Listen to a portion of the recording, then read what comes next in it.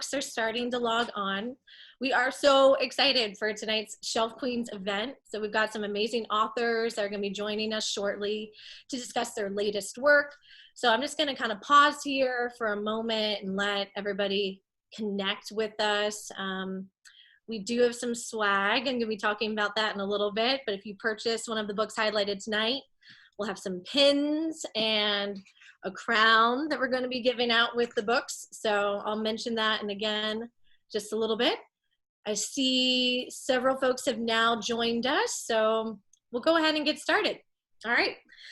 So hi again, everyone. Welcome to PMP Live. My name is Michelle, and I'm a bookseller with the Children and Teens Department. Thank you for joining us tonight. We are happy to still bring you politics and prose author events, but from the comfort of your own home. Tonight, we are so excited for our Shelf Queens panel, Literary Ladies Who Rule. In just a moment, we'll hear from Siobhan Vivian, Deb Caletti, Kit Frick, Sandhya Menon, and Jennifer DeLeon, with Kirsten White leading our discussion. From suspense and mystery to romance and racial tension, we'll dive into their latest novels and hear more about their strong female protagonists. You can purchase the titles that we'll discuss tonight on our website. They include We Are the Wildcats, Girl Unframed, I Killed Zoe Spanos, 10 Things I Hate About Pinky, and Don't Ask Me Where I'm From. Moderator Kirsten White's novel Chosen will also be available to purchase. So we're going to drop those links into the chat box. You can also check out our website for past titles by the authors. We are excited to offer signed book plates from the authors and swag while supplies last. Simply purchase any of the books highlighted tonight and you'll receive a book plate with the author's signature. And for swag, you'll receive these cool pins and a lovely Shelf Queen's crown. So tonight you can ask the authors questions by clicking Q&A located at the bottom of your screen. You can also vote on your favorite questions, and at the end we'll have time to go over some together. As always, please remember this is a creative, safe space, and we ask that folks be respectful of one another in any questions and comments. Now on to tonight's event. It is my pleasure to introduce Kirsten White, who will be moderating our panel of celebrated YA authors. Kirsten White, a best-selling author herself and Bram Stoker Award winner, has written many novels for teen readers with more to come. Her works include the Camelot Rising trilogy, Anti-Darken trilogy, Slayer, and Chosen, among others. She lives with her family in sunny San Diego, where she perpetually lurks in the shadows. And now I'm excited to turn the conversation over to Kirsten and our panel. So take it away, everybody. Hi, I am super excited to be with you all tonight. I'm super excited about this panel because, you know, I generally write genre fiction, so I'm writing fantasy or, you know, that type of thing. So this is basically a panel of amazing authors that Kirsten never gets put on panels with. So I'm like really excited to talk to them and pick their brains and just really explore these amazing books and characters that they've created. We're gonna do it a little bit differently. So I'll spend 5 minutes with each author individually. While I'm talking to them, if something sparks a question or you have something that you want to ask about writing or their book specifically, then pop it into the Q&A. And at the end, we're going to bring everybody on and we'll be able to ask questions to specific authors or to a group, but it'll be your questions that I'll be reading at that point. So thank you so much for hanging out with us tonight. And let's just dive right in. The first author of the evening is the lovely and talented Siobhan Vivian. She is the author of young adult novels like We Are the Wildcats, Stay Sweet, the Burn for Burn trilogy, co-written with Jenny Han, and more. A former editor for Alloy Entertainment, she teaches creative writing at the University of Pittsburgh. So, Siobhan, welcome! Hey, hello! Thanks for having me. Your game is amazing. Well, there's any reason to put on lipstick. Every time I do one of these, my kids are like, "What's on your face, Mom?" Okay, so Siobhan's newest book is called We Are the Wildcats. It's about one intense night on a field hockey team comes together and learns to stand up for each other and themselves. And I love the premise of this book because it takes place over, one night, which is so condensed and intense, but it also spans like their history and their time together, and centers around like a central conflict that is revealed in a really, really fascinating way. So I have a lot of questions for you. Thank you. First is, shockingly enough, I never sported any sport. My sport was academic decathlon, so I took tests for my athletes. Whatever gets your heart racing. Whatever gets your heart racing. I found the team aspect of this book so fascinating and so compelling. Were you on any sports teams in high school? Well, it's funny. I think you can tell, I did play sports when in high school. I played volleyball in the fall, I did winter track, and then I did softball in the spring. Basically up until the end of my junior year, my softball season is where I sort of had a little bit of a tiff with my coach and quit all sports. It was sort of devastating to me, but the truth is I was not a great athlete. I loved being on a team. I loved everything that sort of like surrounded being on a team, like baking for each other and wearing our uniforms, like the day that we had a game, wearing them to school, decorating each other's lockers, pep rallies, mixtapes for the bus. That was the stuff that I really connected with.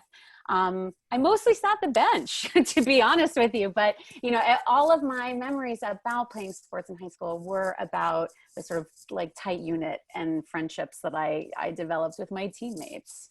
So that's it. And I think it's clear in the book because there's actually not a ton of sports happening in the book. It's mostly about like the kind of like the interpersonal relationships that happen off the field. And, that's probably because I was not a very good athlete. Oh, see, but I love that. And I love that about the book, because one thing that I always want more of is I want more female friendship. I want more complex relationships between teenage girls. And I loved that was the focus of We Are the Wildcats. It wasn't a traditional sports novel and that it was centered around like the big game or whatever. It was centered around the team itself, which I loved. So well done. Thank you. Okay, so my other question is, you have a lot of narrative voices and you packed a lot of voices into a really, really tight time frame. So what was the process like developing this book and deciding how to structure it, whose voice to use when? Well, I have written previously a book that had 8 different POVs. It was a crazy idea, and like the whole time I was writing it, I wasn't even sure if I could pull it off. It ended up being my most successful book to date. It's called The List. So since that book came out, it was like 2012, I've been looking for a multi-POV story to try again. And when this one sort of came to me, I really hung a lot on the 24-hour clock. The book begins as this team roster is announced. It's the brand new team of the year.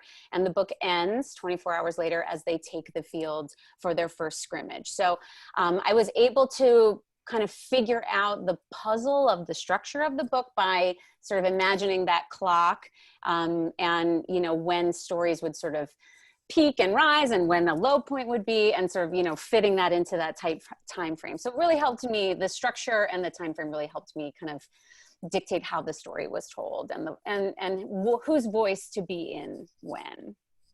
Oh, that's really interesting. That's so interesting to me that it was helpful rather than like, why did I do this to myself? Yeah, I mean, it was totally a Rubik's Cube, but I felt like, having that tight time frame and understanding sort of what could and also could not happen in 24 hours really helped me kind of pare it down to the essentials of like the story that I wanted to tell. Yeah, oh, that's awesome. I love that. And I love, like you said, you had a previous novel with a lot of point of view and you kind of waited until you found the right idea for it again. I love that. Thanks. Okay, so another thing that I really, really liked about this book is you kind of deep dived. You did a really fascinating exploration of the ways in which women, but teenage girls in particular, are manipulated by the adults in their lives. Oftentimes adults with authority or power. I'm not going to give any spoilers, but that's a common thing. It happens a lot. And it was, I love that, you had this book of teamwork and camaraderie, but you also really address that head on. So what is it that you hope that teen readers and even adult readers will take away from, this story? Yeah, I mean, I was definitely trying to validate the gray area that most terrible relationships sit in, which is that it is not black and white. There are not always these sort of egregious kind of line in the sand crossing moments that can show you or illuminate to you how toxic or, controlling a person or a figure could be in your life. Oftentimes it's this like quiet voice inside of yourself that you're really trying to like mute, because that could cause a lot of problems or a lot of drama, or maybe somebody else doesn't have that kind of relationship with a person. So maybe I'm just like looking at it the wrong way, or maybe the problem is me. I feel like you do so many sort of mental backflips to make sense of something and sort of pin it on yourself rather than who the blame really belongs to. So in the book, I really tried to explore that gray area and sort of have these girls kind of work through things that have happened to their team in the past and things that are going on in the present in a way that sort of shoulders a lot of the sort of blame and the mental labor on each other. But then when sort of things open up and, secrets are revealed, that supportive team and those friends are there to sort of carry, each other over the finish line, if you will forgive the sports pun. So, that was really sort of what I wanted to take a look at in the book. And certainly, looking back in my own life, it was those relationships that I spent so much time trying to validate or, excuse. And really, I always knew in the pit of my gut what the truth was. And when I finally allowed myself to listen is when I was really able to take control. So yeah, that was what I was going for. I love that. And I feel like that's when YA is at its best, it's a specific story, but with that universal core of truth, both for the teen experience and life experience in general. Well, thank you so much, Siobhan. Thank you so much. Love it. I'll see you later. Yes, we'll see you again. So be thinking if you have any questions, again, drop them in the Q&A, and Siobhan will see you in a little bit. So we are moving on to the luminous Deb Caletti. Deb Caletti is the award-winning and critically acclaimed author of over 16 books for adults and young adults, including A Heart in a Body in the World, which was a National Book Award finalist. She was also a finalist for the PEN USA Award. So basically what we're saying is Deb is very, very fancy. She's also a genius. So welcome. Thank you. Wow, what a start. Yes. Kirsten, that was way better than I thought. I was worried you were going to ask me sports questions too, and I could only do like the V-sit in class. So wow, thank you for all the time. My favorite sport right now is soapbox racing. So you're safe. So Deb's newest book is called Girl Unframed. Sydney has to spend the summer with her movie star mother, Lila, but nothing is glamorous in this raw, searching story of what it means to move through the world as a teenage girl, which is a theme in a lot of your books. And it's one thing that I love about your books, because it's something that we can explore over and over again. And there's always more to draw from and more to look at.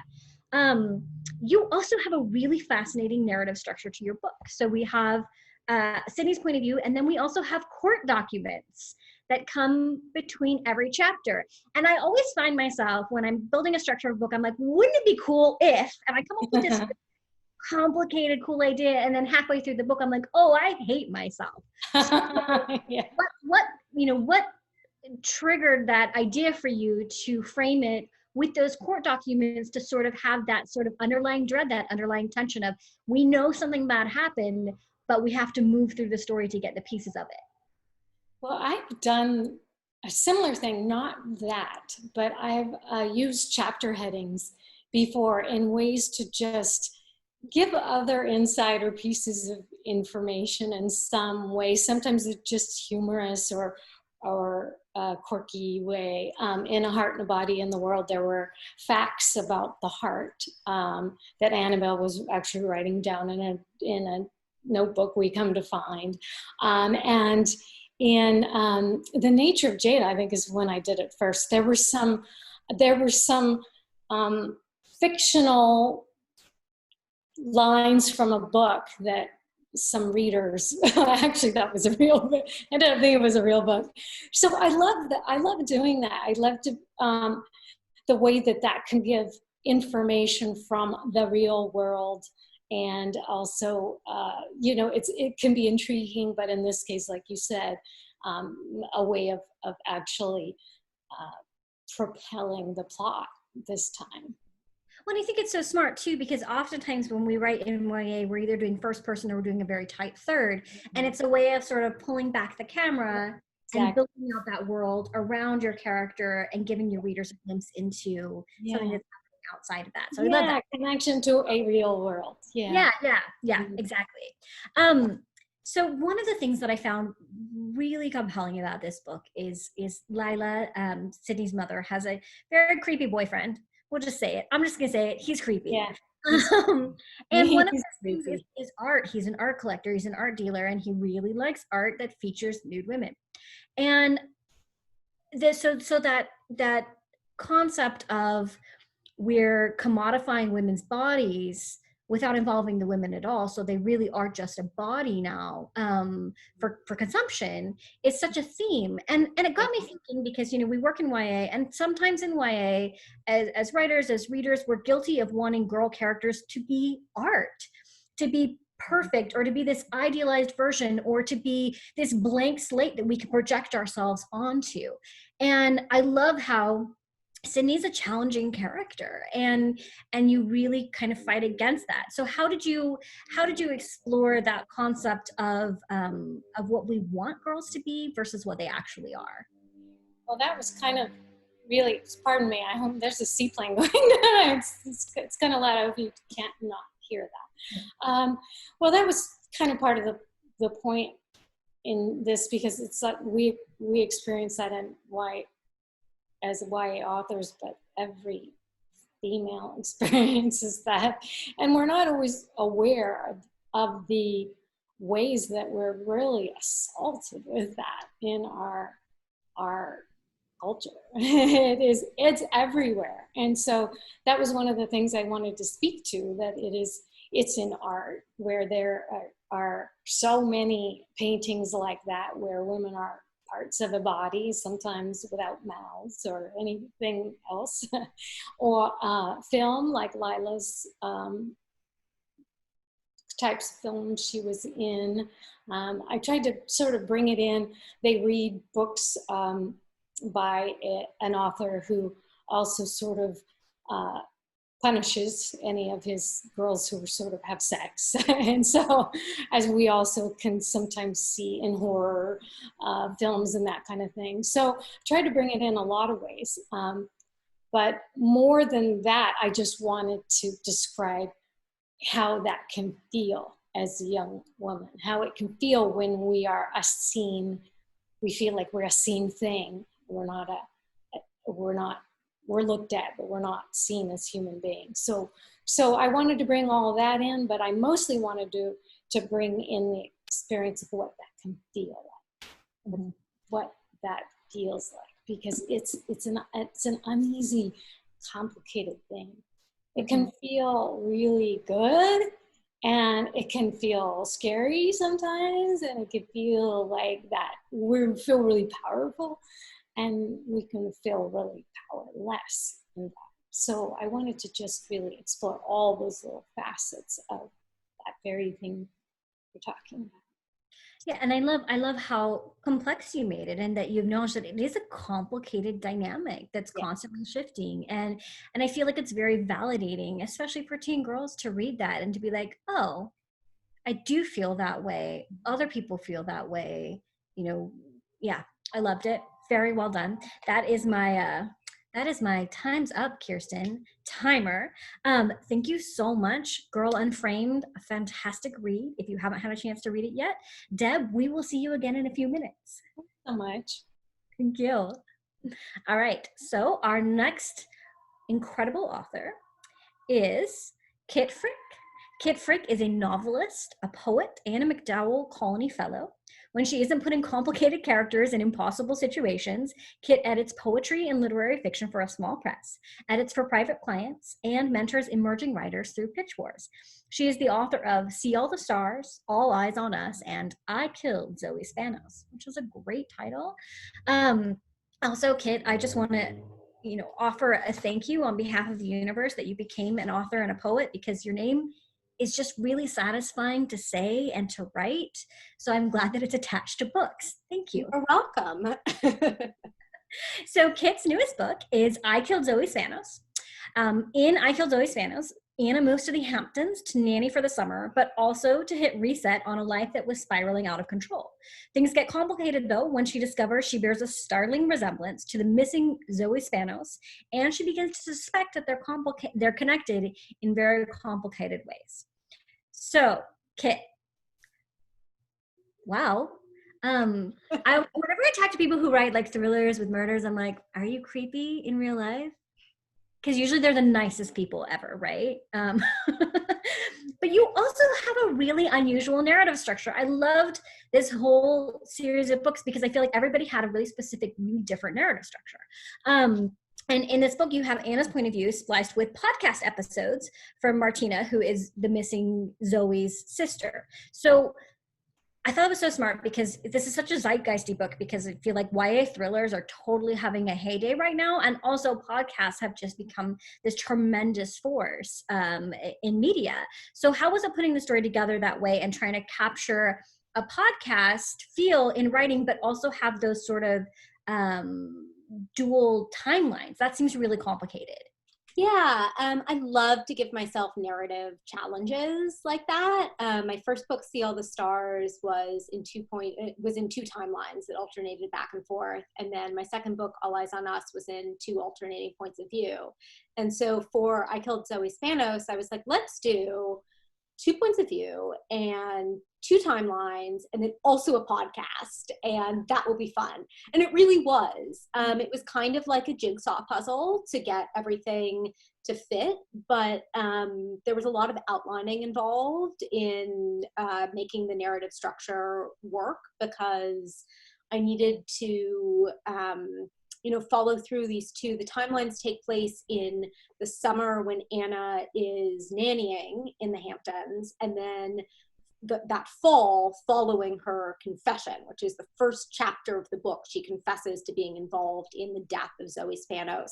And so that happens right away, but it's kind of the middle point timeline-wise of the book. In terms of the podcast, I listen to a ton of podcasts, both true crime podcasts, writing podcasts, news podcasts. I'm a big podcast listener. So that came really naturally to me, actually developing that podcast narrative, just because I have like the way they sound, the way they're structured, it's all just kind of in the back of my head. So it was a little bit like getting to dabble in a different genre, writing for radio, without actually stepping into that genre, still keeping it within the confines of fiction.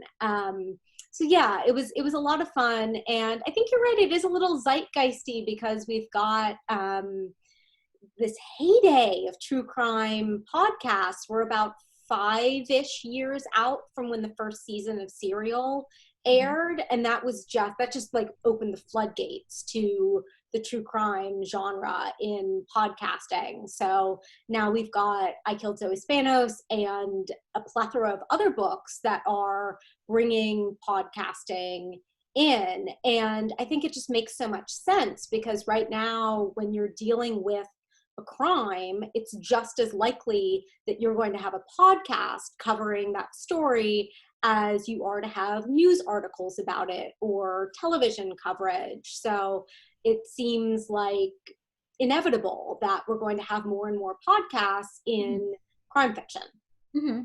Yeah, I agree. And it's such an interesting format too. And I feel like it allows people to deep dive in a way that, regular broadcast news or those types of reporting don't. So right. It's very, and you're right. It is like a perfect marriage thriller with the true crime podcasting. Yep.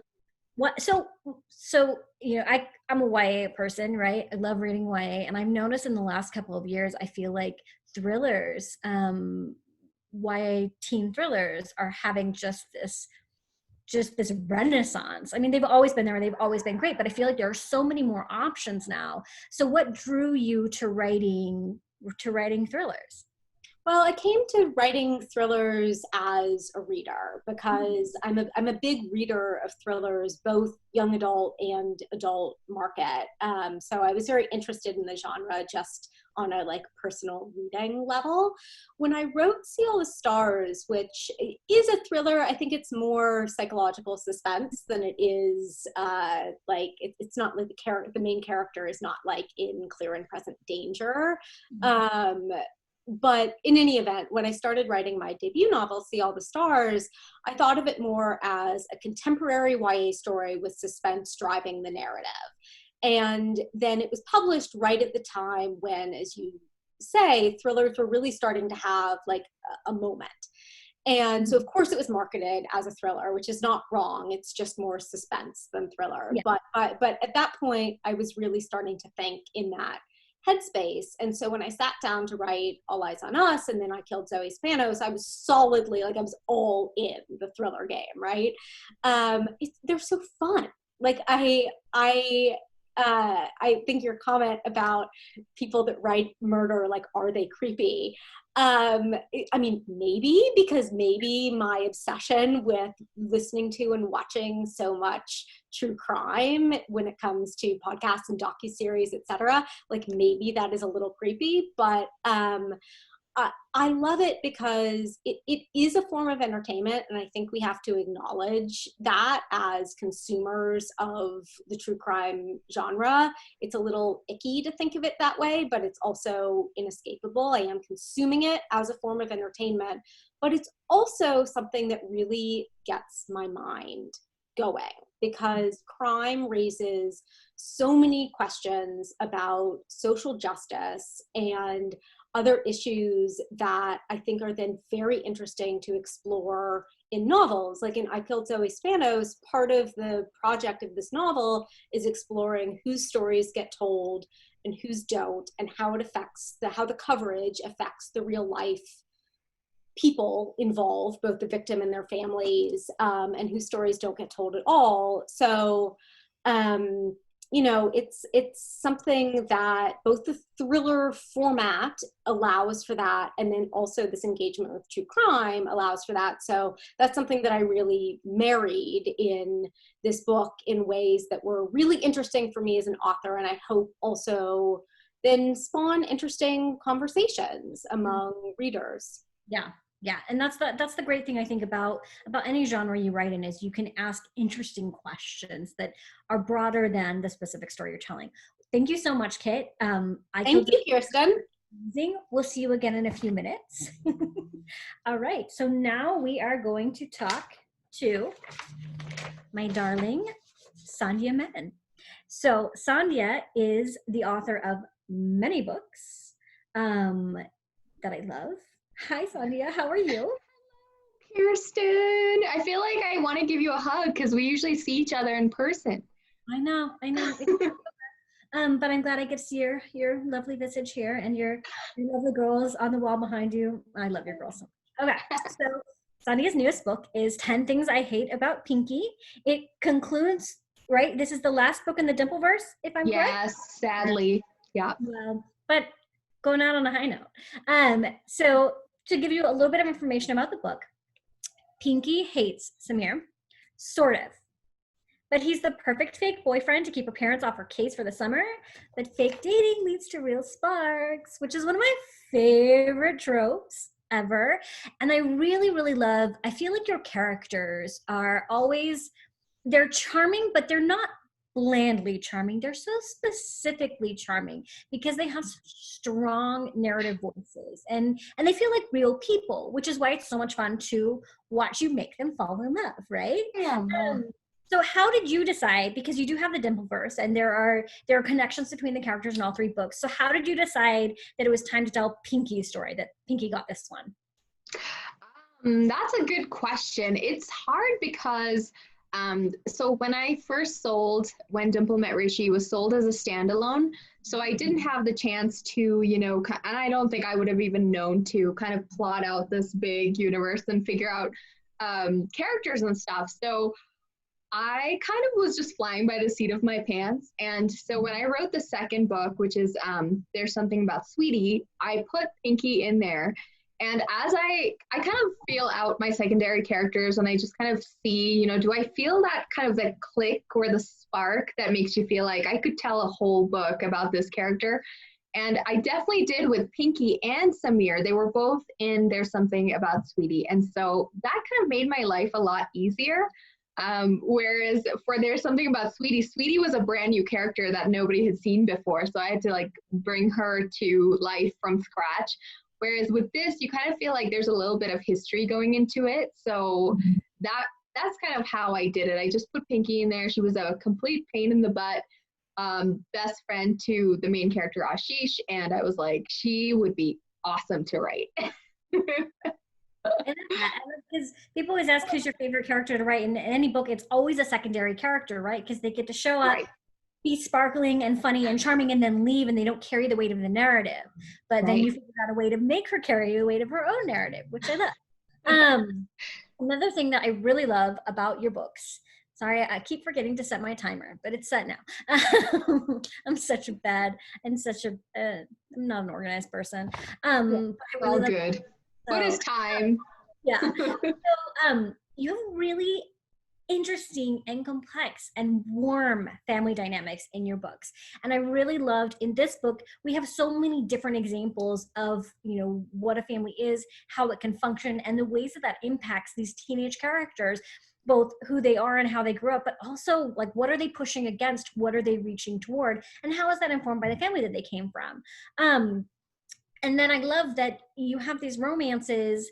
There's not a question. I'm just talking to you about your books. No, there will be a question. That's all good. You develop these romances where the book is about the romance, but more than that, it's about who your character is growing into and how this romance helps them discover that, which I love. And it feels like it always feels fresh, no matter how many of these books you read, when they're well done, they always feel fresh. So what, as a person who struggles writing sweet romances and always just veers into, but what if things were terrible? What do you do to get into the mindset to write these books that are so funny and so warm and just really invite you into the process of falling in love? Like, walk me through your process, because it feels like magic. Well, I have to say, even if things go horribly in your books, you do that so well that, you know, I don't think anybody's missing the sweet, warm romance. But yeah, it's kind of interesting with romances. I think with YA, you really hit the nail on the head, where to me, a YA romance has to be about more than just the romance. It has to be about, like, why should we care about these two characters falling in love? And I think what really brings a romance to life is if the author knows the characters really, really well, and they have a goal and a conflict that is even separate from the romance. So they have to want to grow, and they have to want things for themselves that have nothing to do with falling in love, especially for like a teenage girl, you know, specifically, because I think it's so easy to fall into the trap of, like, if you fall in love and find the perfect boy, then everything will be great in your life and you don't really need anything else, right? And I say this as someone who was like a serial dater through high school, but, like, you know, there's definitely that message out there. And so I like to make it, I like to think of it as, this is a girl who has like a whole life and things that she wants for herself outside of this romance. And the romance is a nice, just sparkly adornment on top of an already full life. That's kind of what I go for. Oh, I love that. And yeah, I feel like you're not telling romance stories. You're telling a story about a real person who happens to be falling in love during the course of the story. I mean, you are also telling romance. I love romance. Thank you. Love your books. I'm super excited about the Dimpleverse box set. Yeah. We can talk about that more later. Right now, we are going to say goodbye for now to beautiful Sandhya and introduce Jennifer DeLeon. So I'm really excited to talk to you, Jennifer, because this is your debut novel, which is so exciting. Yes, I'm so excited. She's here. She's a 1 week old today. Oh, a beautiful baby. So don't ask me where I'm from. Just to give a brief description of it, Liliana's father is missing again, but he left her with a surprise, a desegregation school program called Metco. But where's the line between adjusting and assimilating, and how can Liliana navigate so many demands on her time, her heart, and her identity? So my first comment, I have voice written in all caps with an exclamation mark underlined like 3 times, because your narrative voice is so strong in this book. And like, it kind of blew me away, because when I sat down to write my first YA book, my main character, my narrative voice was like nothing. It was a blank. It was basically like a pretend you're this character. Anybody can be this character, because she wasn't a real person. But Liliana from page 1 is a real person, and she feels so specific and so immersive. So I just want to hear about your process of developing this story and developing this narrative voice that is just so good. Thank you so much. And thank you, Politics and Prose, for hosting this event. I'm just so thrilled. This will never get old. And I know that like this is my first book, so everybody's like, yeah, okay, it's gonna get old. But right now it doesn't feel that way. So I mean, the voice came, I taught in Boston public schools for almost 10 years. So I, like, whether I liked it or not, I had teenagers' voices like in my head and in my ear. And so when I sat down to write Liliana's voice, it really felt like she took the mic and just kind of was like, okay, I'm taking over. And I, at times, really felt like I was taking dictation, like she was telling me what to write. So, honestly, she's a composite of so many students I had, and a little bit of myself when I was a teen. Mm-hmm. And I love, so a lot of times when you write fantasy, people want to ask you about world building.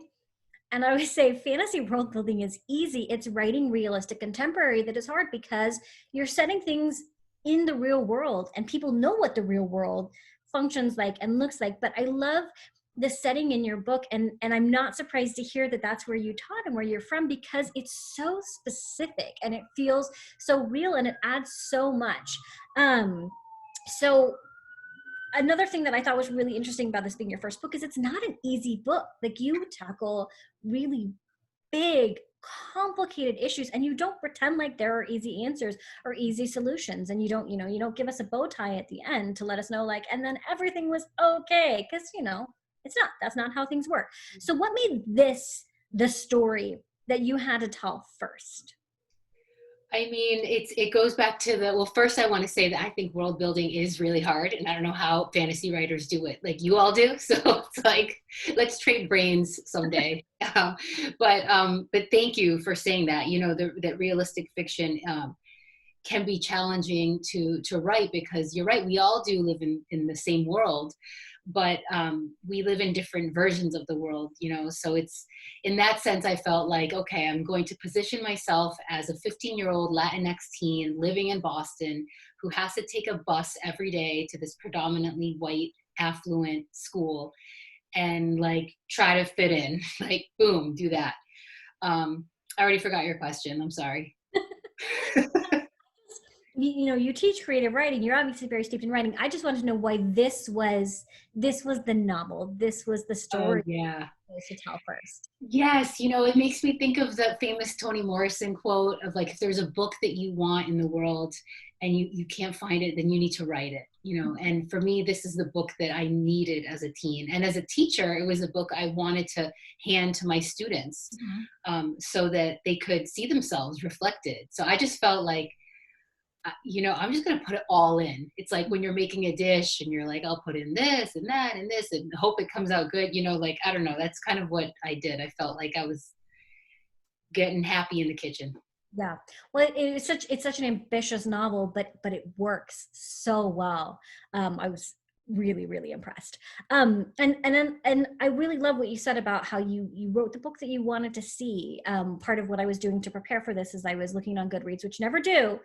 Okay. Never do, okay. Ever. But it says several comments of readers being like, I'm in tears as I'm reading this because I feel more seen than I've ever felt before.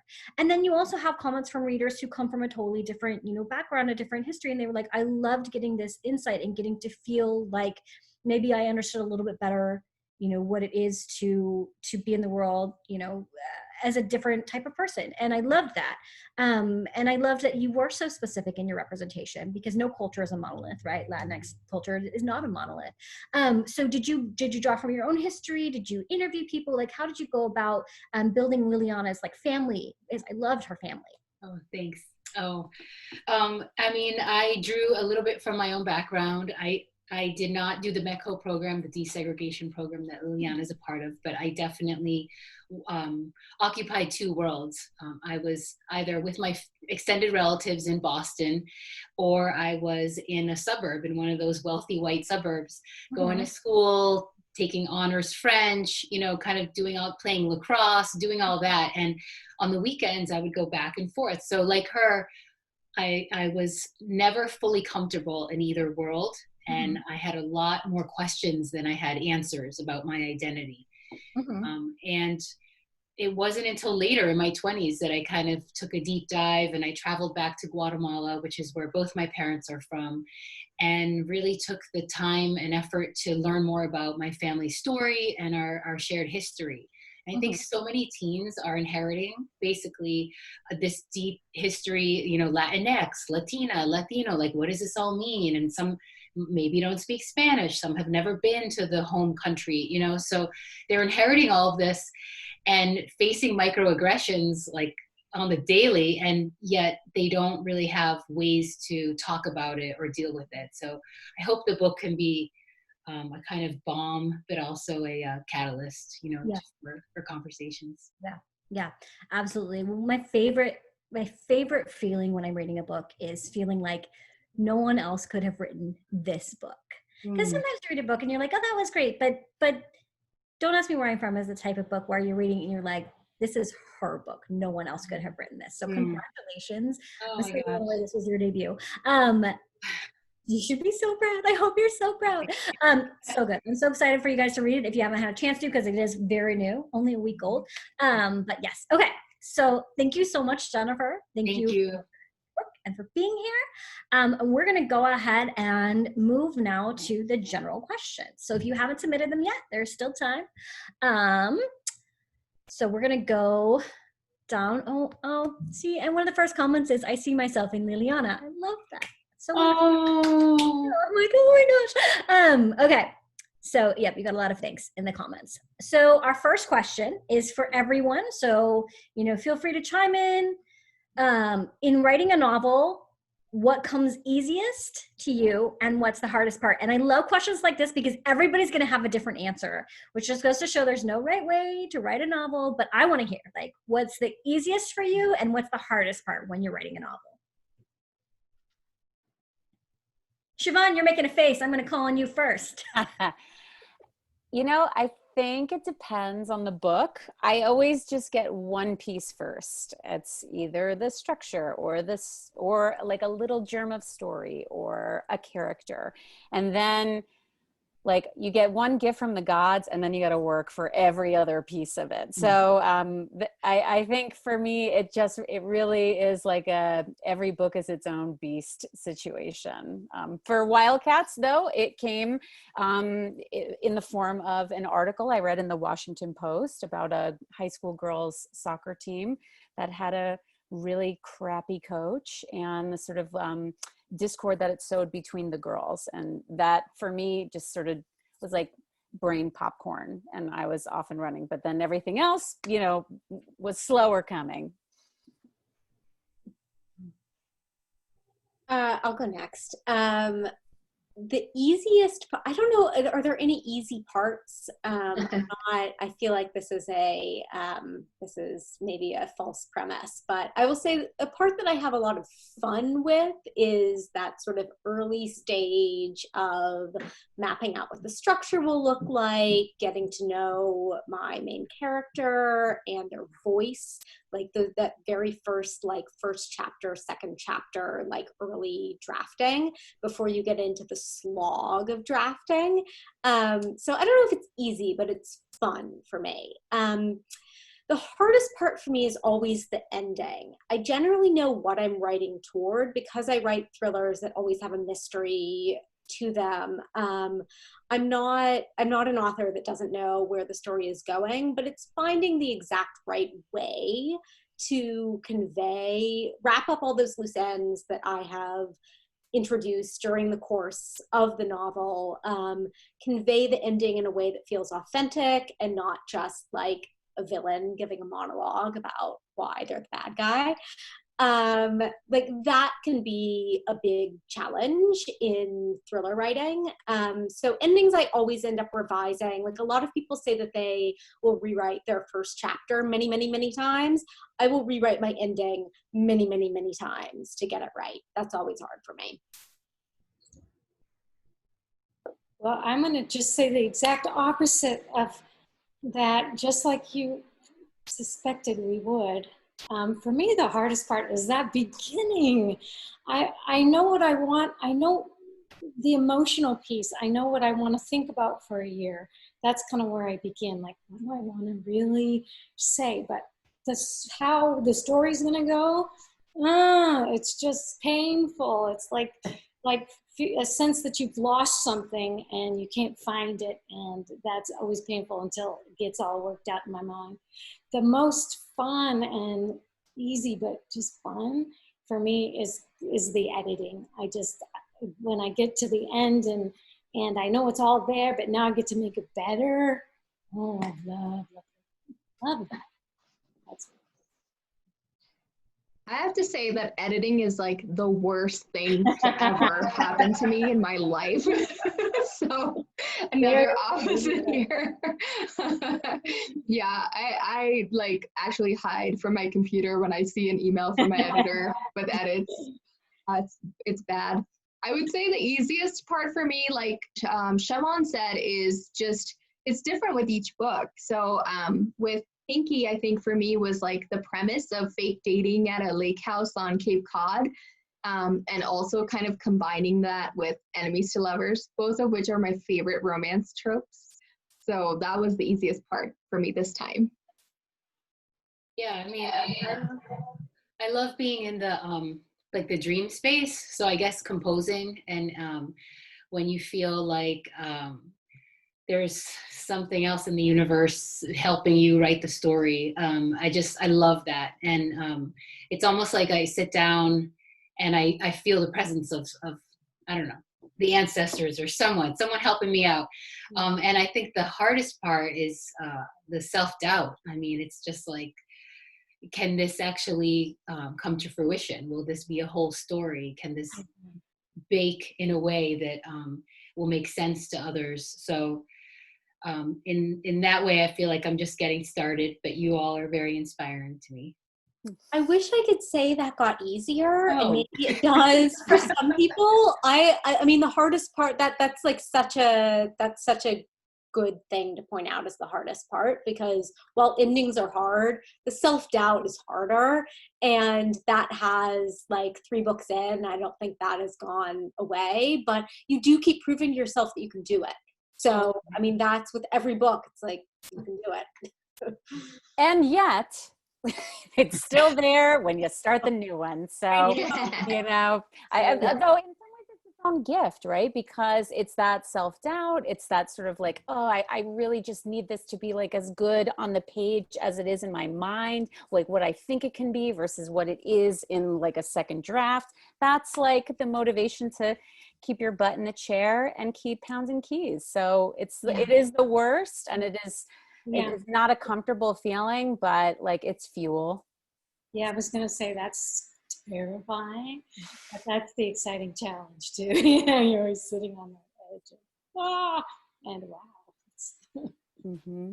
And it is fun because we have a job where the more you do it, the better you get at it, but also it never gets easy, which is frustrating.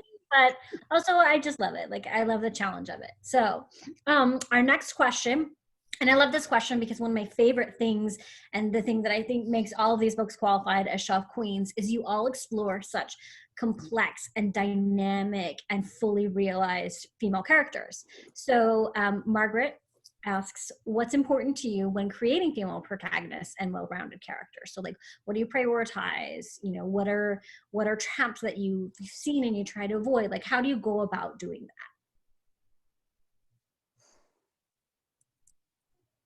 Jennifer, you look very thoughtful. All right. Yeah.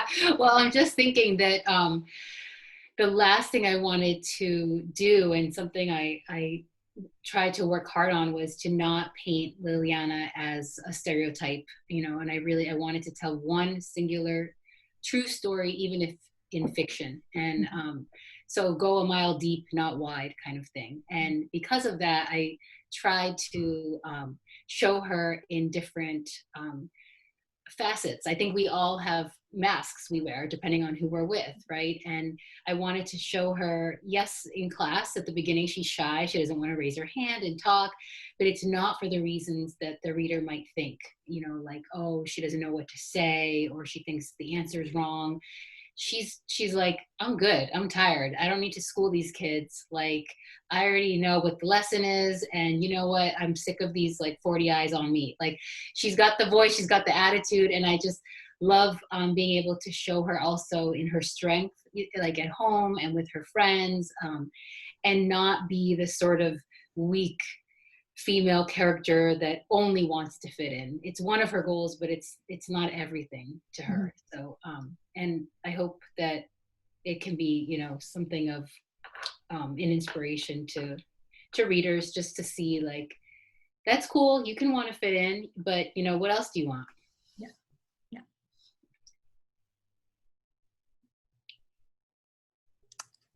Well, I'll jump in.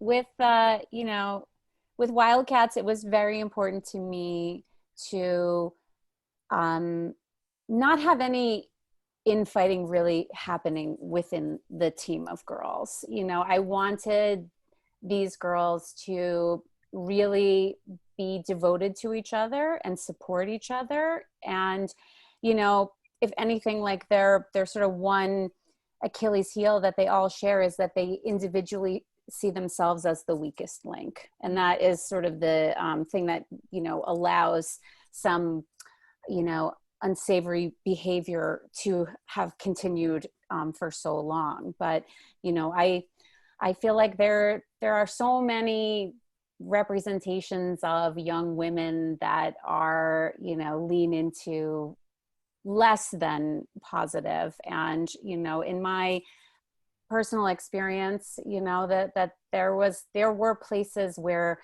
we could come together and it could be really just supportive and friendship, and, without the backbiting or the jealousy or anything like that. And I really wanted to just sort of paint this as truly like a wonderful place and experience for these girls to play with each other, because otherwise, why would they love it so? It's a team sport for a reason. And I really wanted to paint a team that felt almost like a utopia. I always want to just. Nope, you go, Deb. Sorry, I didn't hear you. I really want to try to give the respect of complexity to my characters. And I want to be, I guess, gentle, non-judgmental, kind. And I really want to show the struggle, the human being struggle that everyone has. And I want to try to show the strength within the struggle that I think also every human being is capable of. I'm always trying to find a balance between my teen female characters doing incredible, inspiring things and also being imperfect, because I think that, as a teen reader, I was a little turned off by characters who were too perfect, even if they were doing incredible things. If they felt like someone I could never be because I was flawed and imperfect, then they lost their shine for me as a literary heroine. So, Martina in I Killed Zoe Spanos is running this podcast by herself. She is a high school student and she is producing, hosting, putting out this podcast. That is an amazing thing for a teen girl to be doing, but she makes mistakes along the way. She doesn't do a perfect job of reporting this story. And that was an important element for me to incorporate when crafting her character, because I wanted her to be a badass, but also be human and real, and someone that hopefully a reader could identify with in that way. And for me, it's kind of what we talked about, Kirsten, earlier. It's just, especially with a romance, I think it's so easy to fall into the pitfall of like, you know, this is the most important thing in this girl's life. And I forget who said it now, but I think it was Deb who said that you want to be respectful and make sure that this character, because teenage girls especially are so often dismissed as silly or frivolous, and the things that they like are silly and frivolous.